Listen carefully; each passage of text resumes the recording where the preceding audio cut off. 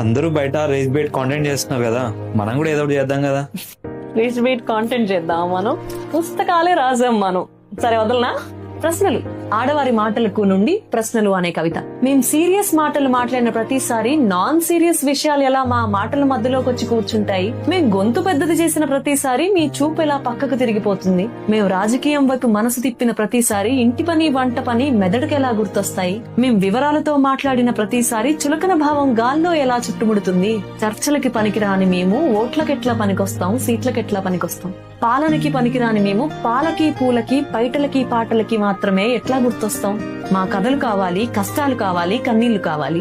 మా అభిప్రాయాలొద్దు, ఆత్మాభిమానం వద్దు, ఆలోచనలొద్దు. తలూపడానికి, చెయ్యందించడానికి, నవ్వి ఊరుకోవడానికి మేం కావాలి. సమానంగా వద్దు, ఎక్కువగా వద్దు, అసలు మీ ప్రశ్నలే వేయొద్దు.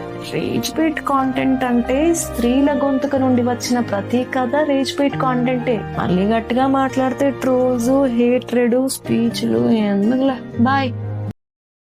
Download ShareChat.